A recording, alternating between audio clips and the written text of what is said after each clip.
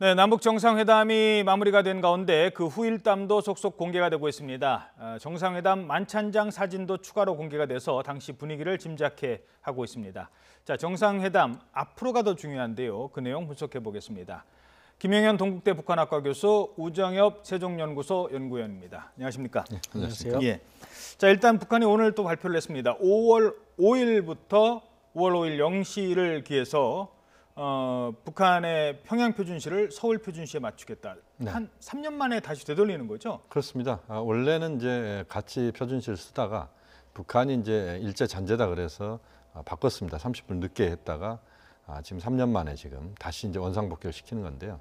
두 가지 측면의 배경이 있다고 봅니다. 하나는 지금 남북이 하나 되는 그런 모습을 판문점 선언을 통해서 보여주고 있는데 시간의 차이가 있다는 것은 같은 지역에서 시간의 차이가 있다는 것은 그건 심리적으로 분열 또는 분리의 의미가 있다. 이런 차원에서 북측이 그 원상복귀를 시켰다 이렇게 봐야 될 것 같고 또 하나 두 번째는 이제 국제사회의 관계입니다.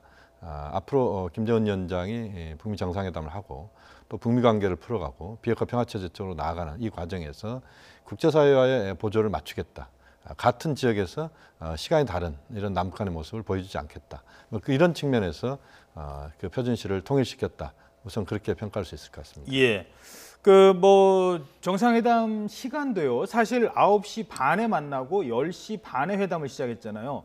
사실 국민들 입장에서는 아니 9시에 만나고 10시에 시작하면 되지 왜 9시 반일까 했는데 그 이제 평양 시간에 맞추다 보니까 우리는 9시 반이 됐던 겁니다. 회담이야 30분 조절하면 되지만 기차 가는데 도착 시간 다르죠. 비행기 도착하는데 지나가는 시간 다르죠. 또 선박 도착 시간도 다르죠. 경제 협력을 하기 위해서는 북한도 이거는 피해갈 수 없었던 것 같아요. 네, 장기적으로 보면 이제 국제사회의 이제 경제적 협력 부분이 있기 때문에 그러한 부분도 고려를 했을 가능성이 높고 단기적으로 본다면 이제 북한이 남북회담, 그 다음에 북미회담에 이어서 일본과의 회담도 가능성이 있고 다른 국가들과의 회담의 가능성이 굉장히 높은 상황입니다. 이런 상황에서 이제 여러 가지 현안들이 산적해 있는데 이게 30분의 차이를 둔다는 것이 국제사회에서는 굉장히 이상하게 받아들여질 가능성이 높습니다. 예. 그래서 지금 이번 회담에서도 이제 부부 동반으로 나서는 등 여러 가지 정상적인 국가의 외교 행태를 보이고자 하는 북한의 입장에서는 이러한 좀 아주 특이한 부분의 이러한 행태들을 좀 미리 시정함으로써 앞으로 있을 외교 행위에 있어서 좀 이미지를 개선하고자 하는 그런 노력도 있다고 생각이 됩니다. 예. 전 세계적으로도 국제 그린위치 기준으로 몇 시 그 시간이 1시간 단위로 이렇게 나눠지지 이렇게 30분 단위로 쪼개져 있는 나라들이 많습니까? 거의 없죠. 거의 없죠. 어떻게 예. 보면 이제 우정엽 박사님 말씀 잘 하셨는데 또 앞으로의 남북 관계나 또는 남북 경협 또는 국제사회 관계까지 고려해서 본다면 북한이 경위가 어쨌든 그런 남측하고 통일시키는 것은 저는 상당히 그 선제적으로 잘한 행위다. 그렇게 봅니다. 또 우리도 보면 우리도 조치를 또 취하는 게 내일 당장 이제 대북 확성기를 그 방송 중단을 이미 했기 때문에 철거를 내일 또 당장 한다는 거 아니겠습니까? 저는 남북이 이런 모습을 좀 보여주면서 남북 관계의 근본적 개선을 좀 하는 그런 방향을 잡는다는 이런 흐름 저는 매우 좋다고 봅니다. 예, 알겠습니다. 자, 북한은 또 이 핵실험장 폐쇄 의사도 밝혔죠. 구체적인 시기와 방법도 거론이 됐습니다. 윤영찬 국민소통수석의 브리핑 들어보시겠습니다. 북부 핵실험장 폐쇄를 5월 중 실행할 것이라며 이를 국제사회에 투명하게 공개하기 위해 한국과 미국의 전문가와 언론인들을 조만간 북한으로 초청하겠다고 밝혔습니다. 일부에서 못 쓰게 된 것을 폐쇄한다고 하는데 와서 보면 알겠지만 기존 실험 시설보다 더 큰 2개의 갱도가 더 있고 이는 아주 건재하다고 말했습니다. 앞으로 자주 만나 미국과 신뢰가 쌓이고 종전과 불가침을 약속하면 왜 우리가 핵을 가지고 어렵게 살겠느냐고 말했습니다. 예. 자, 일단 그 폐쇄입니까? 폐기입니까? 그러니까 폐쇄는 문을 닫는다는 거잖아요. 나중에 또 열 수 있는 거 아닙니까? 폐기는 버리는 거고 이거를 북한에서도 좀 혼용하고 있는 것 같은데 어디까지 가야 된다고 보십니까? 지금 과연 그 뜻에 나중에 재사용하겠다는 뜻을 담아두고 이번에 폐쇄라는 폐쇄라는 단어를 사용한 것으로 보이지는 않습니다. 예. 물론 이제 폐기와 폐쇄가 이제 사전적 의미로 보면 미묘한 차이가 있긴 합니다만은 과연 그러한 의미의 차이를 일부러 고려해서 했는지 사실 그 부분은 조금 의문이 가는데요. 왜냐하면 지금 북한이 앞으로 남은 한 달 동안 보여주어야 할 비핵화에 대한 진정성이 사실 핵실험장 폐기, 폐쇄 이외에 많은 것들이 있습니다. 그러한 진정성 있는 태도를 보여주기 위한 것들을 고려한다면 이번에 핵실험장을 폐기 또는 폐쇄하는 것은 이러한 시설들을 불능화하고 앞으로 핵실험 등을 하지 않겠다는 의지를 보여준다는 걸로 봐서는 예. 그 단어의 사용이 큰 의미를 두는 것 같지는 않습니다. 예, 그러니까 폐기까지 염두에 두고 사실상 같은 뜻으로 쓰였을 것이다. 갱도는 말이죠. 예. 폐기란 말을 쓰기는 좀 어려운 부분입니다. 아, 그렇습니까? 왜냐하면 갱도를 폐기한다는 것은 그 갱도 자체 전체를 무너뜨려야 된다는 건데 그건 뭐 갱도가 뭐 짧게는 뭐 1km, 길게는 몇 킬로 정도 갱도들인데 예. 그것은 일단 콘크리트로 완전히 막는다.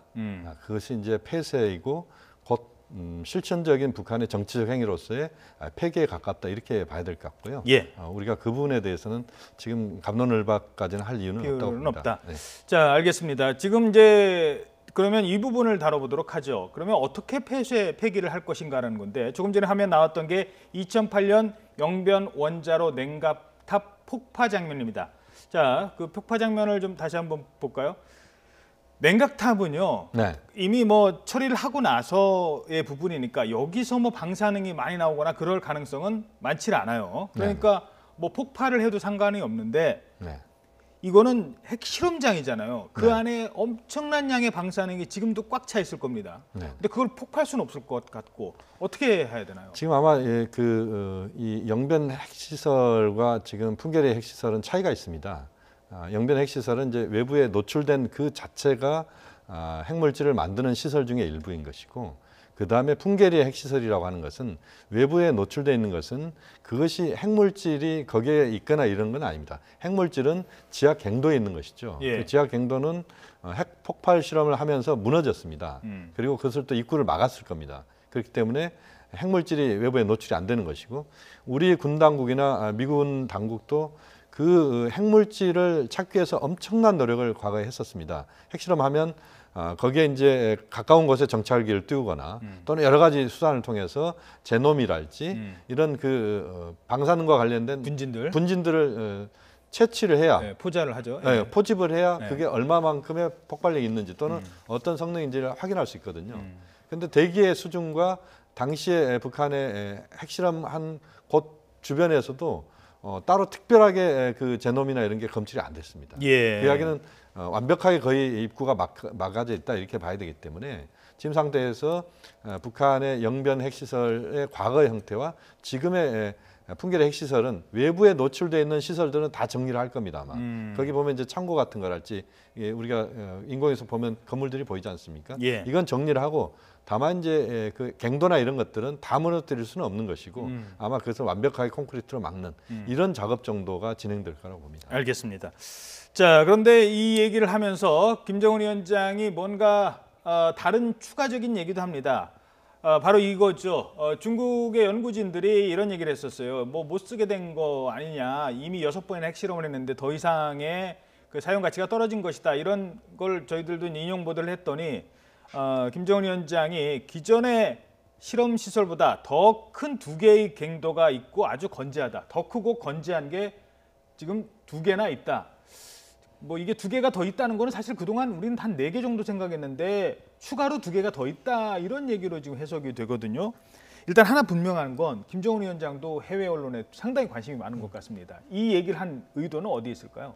일단은 지난번에 이제 전원 회의에서 이제 더 이상의 핵실험을 하지 않겠다라는 부분을 했기 때문에 단순히 지금 핵실험장이 못 쓰게 되어서 핵실험을 안 한다는 그러한 의미로 해석되기보다는 본인의 의지로 앞으로 국제사회에 더 이상의 핵실험을 하지 않겠다는 의지를 진정성 있게 표현하기 위해서 한 것으로 보입니다. 하지만 물론 이 핵실험장을 폐기하는 것 자체가 현재의 비핵화 과정에서 대단히 의미 있는 것은 맞지만 북한은 지금 이미 6차례의 핵실험을 이미 했기 때문에 더 이상 지하에서의 핵실험은 거의 무의미한 수준에 아마 도달했을 가능성이 매우 높습니다. 예. 그렇기 때문에 뭐 김정은 위원장의 말이 틀린 것은 아니지만 이번에 핵실험장을 폐기하는 것만으로 북한이 아주 진정성이 있다라고 판단을 받기에는 또 여전히 모자란 구석이 있는 것도 사실입니다. 예, 그렇군요. 자, 그리고 또 하나가 김정은 위원장 본인의 생각, 솔직한 속내를 드러내기도 했습니다. 우리가 핵 뭐하러 갖고 있겠습니까? 미국이 우리만 위협하지 않는다면, 그런 얘기인데요. 한번 보도록 하겠습니다. 우리와 대화를 해보면 우리가 핵을 겨냥하거나 쏠 사람이 아니라는 것을 알게 될 것이다. 종전과 불가침을 약속하면, 이 미국이 그렇게 해준다면 우리가 왜 핵을 갖고 어렵게 살겠느냐, 이런 얘기를 했습니다. 이 얘기의 배경은 뭡니까?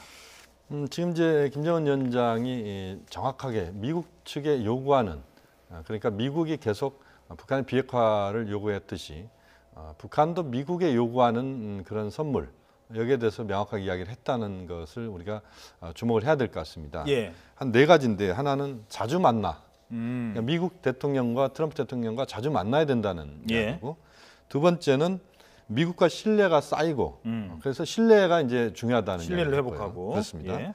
그다음에 종전, 우리가 이제 종전선언 이야기를 했는데 예. 종전 이야기를 명확하게 꺼냈습니다. 여기에 미국과 합의가 이루어져야 된다. 그렇죠. 한미일 또는 한미일 중이니까 미국은 포함이 되는 거예요. 그렇죠. 남북미 또는 남북미 중. 죄송합니다. 예. 예. 그다음에 또 하나는 불가침 약속을 해야 된다. 그러니까 이것은 북한에 대해서 미국이 절대 전쟁으로 침략하지 않겠다. 예. 그것은 이제 체제 안전 보장과 관련된 부분들입니다. 예. 요 4가지에 대해서 김정은 위원장이 자신의 속내를 드러냈다. 이것은 아마 북미 정상회담을 앞두고 김정은 위원장이 미국 쪽에 보내는 가이드라인을 제시한 것이다.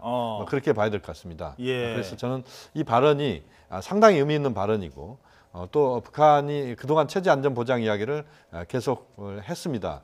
그런 것과 연관시켜서 본다면 판문점 선언 또는 판문점 회담에서의 김정은 위원장의 이 이야기는 결국 트럼프 대통령과의 앞으로 만남 속에서 이 부분을 집중적으로 아마 제기할 가능성이 높습니다.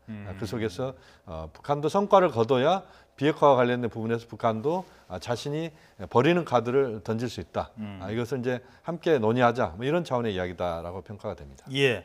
자, 그러면 뭐 자연스럽게 북미 정상회담 쪽 얘기를 해보도록 하죠. 일단 트럼프 대통령이 김정은 위원장에 대한 시각이 많이 달라졌습니다.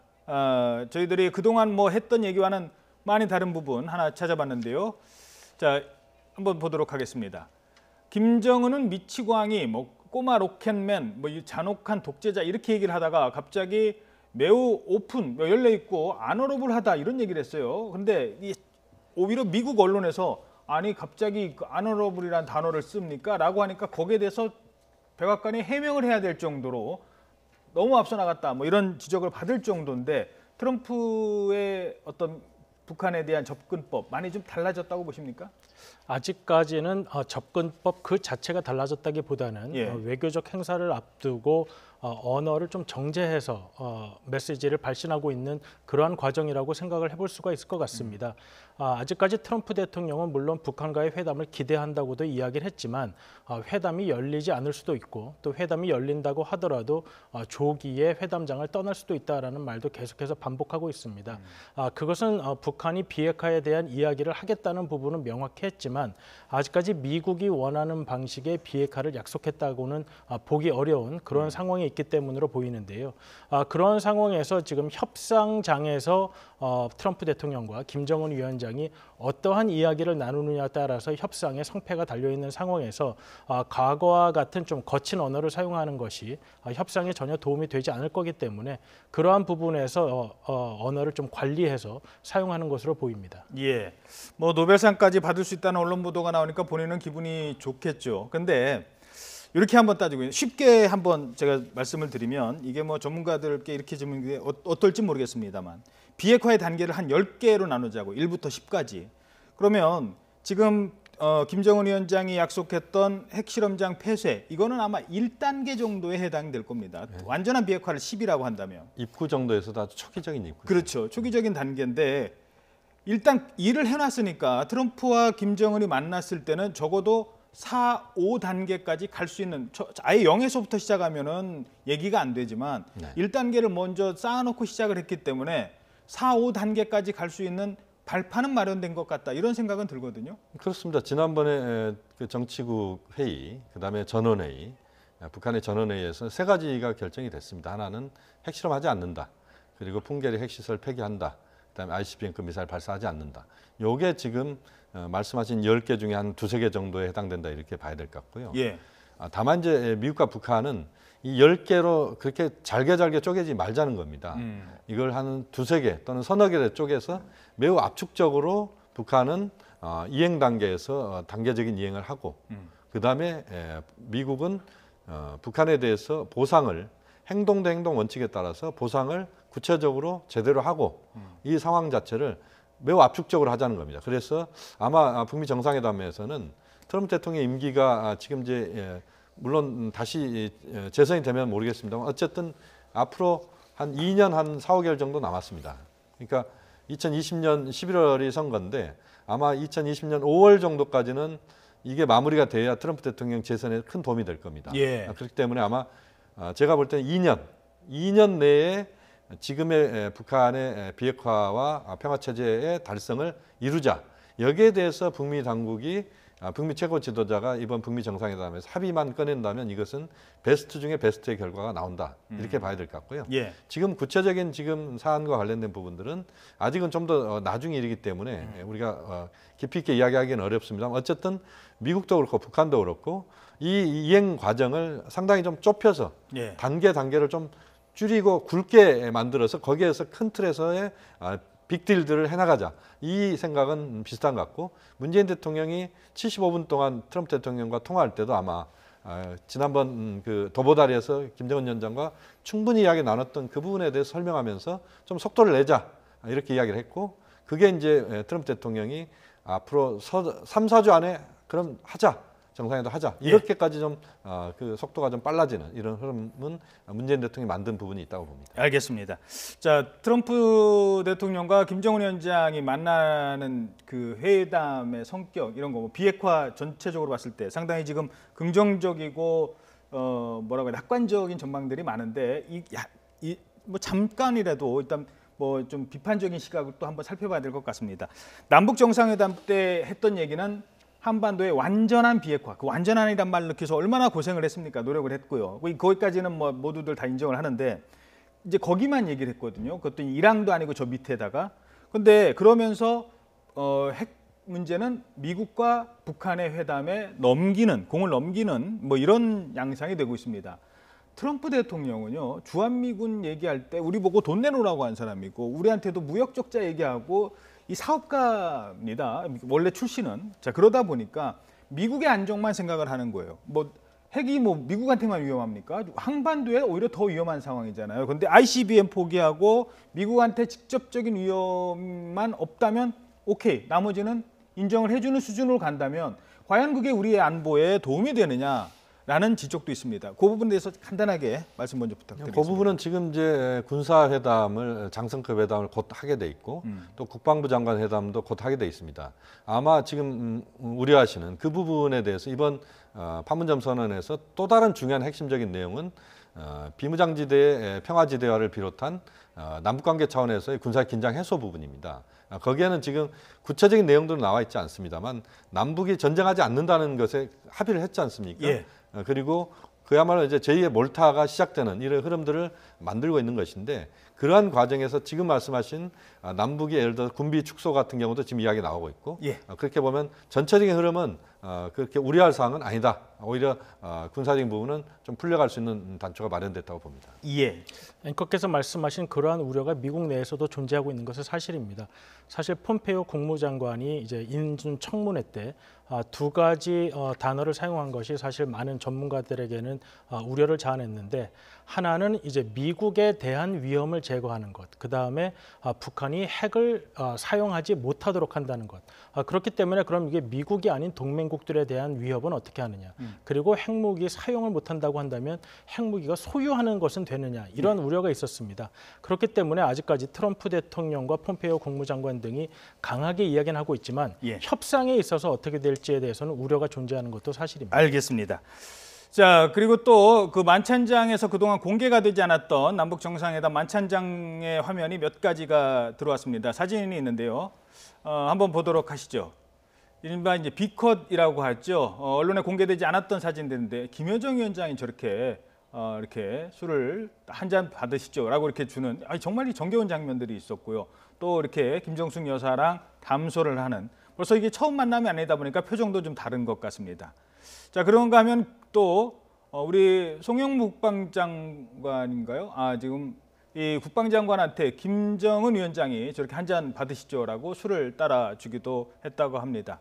김정은 위원장이 담배를 많이 피는데 조용히 몰래 나가서 담배를 폈다고 합니다. 또 우원식 원내대표는 본인의 어머니 얘기를 하면서 또 칠양민 출신이시래요. 어머님이 지금 100세가 넘으셨는데 그 얘기도 하셨다고 하고 두 그 퍼스트레이디가 워낙 얘기를 오래 해서 그 주변에 나도 좀 어떻게 좀 그 다른 사람들이랑 이렇게 얘기를 좀 해보면 좋겠다라고 했는데 뭐 얘기를 할 수 없는 그런 상황이었다고 합니다. 현송월 단장의 모습도 볼 수 있었습니다. 자, 시간 관계상 오늘 얘기는 이 정도로 하도록 하겠습니다. 저희들이 냉면도 준비를 했는데 평양냉면 내일 드시죠. 다음에 얘기하도록 하겠습니다. 두 분 고맙습니다.